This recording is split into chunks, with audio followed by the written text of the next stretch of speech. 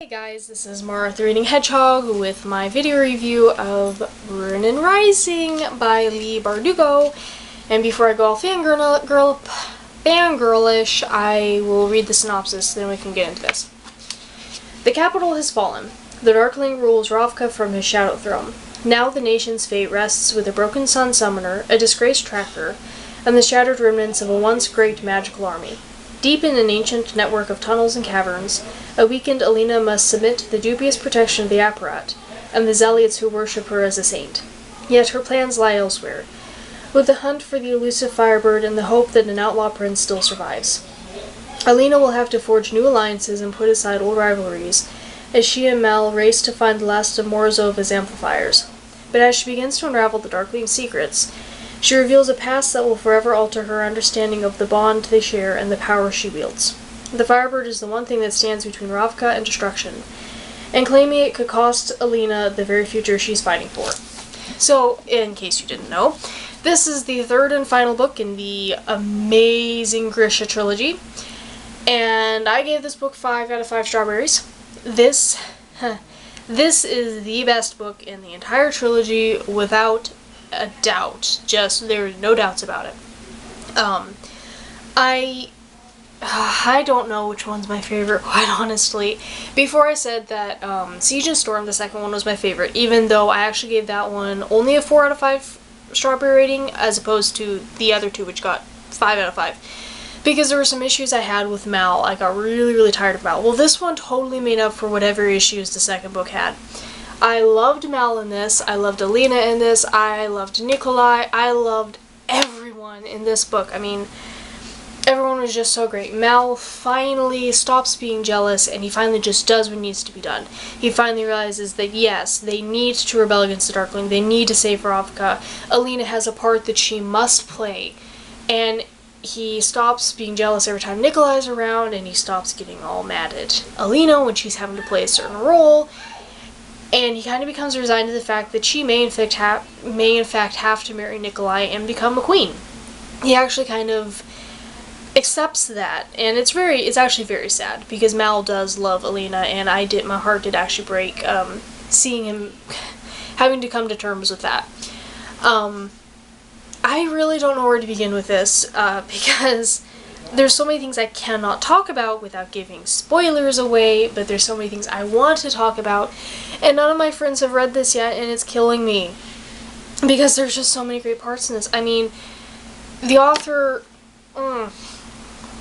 Leigh Bardugo, had so many twists in this, and did so many things I was not expecting at all.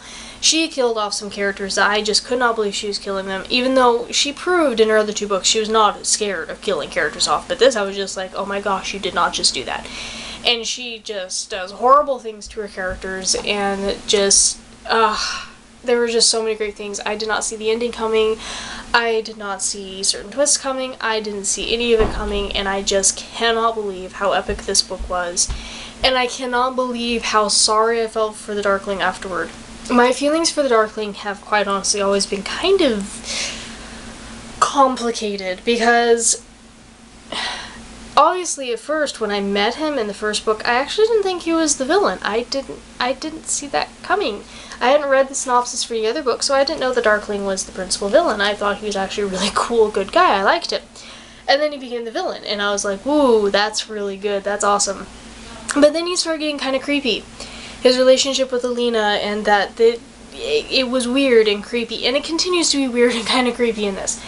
But at the same time, I had these vibes that he was more of an anti-hero than a villain. And it's because, despite everything the Darkling has done, you feel sorry for him. I don't sympathize with him. I don't understand him like I do, say, Loki. But I felt bad for him, and I have a hard time respecting and liking villains as villains when I feel bad for them, but it really worked with this, and in the end of Run and Rising, I just felt horrible for him. I just kind of wanted to travel back in time to when he was a little kid and fix whatever it was that went wrong with him, and just kind of wrap him in a blanket and make sure that he never became the Darkling. And for some bizarre reason, it just really worked, because he's still a horrible villain. I mean, he's still terrible. He still kills tons of people. And he's motivated by greed, and yeah, he's still horrible. And unlike Loki, he's not being manipulated by the Tesseract or some aliens or anything like that. You do find out his name in this, which was really cool. It actually kind of was anticlimactic, but I had been wondering, I was like, if I don't find out his name at the end of this book, I'm gonna be really pissed off. But you do find it out, and it's kind of a, really, that's it? Huh. That's kind of interesting, because it's not like this big, massive revelation. But it does humanize him more. I know, it worked.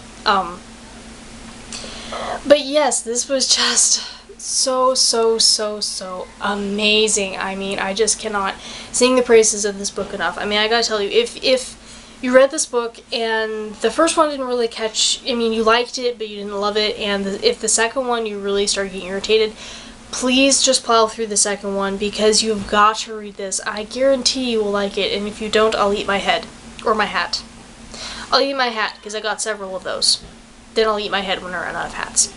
But it's just, yeah, I can't give a coherent review for this book right now, apparently, because I'm still fangirling, and of course, like I said, I cannot say much about it without giving away spoilers.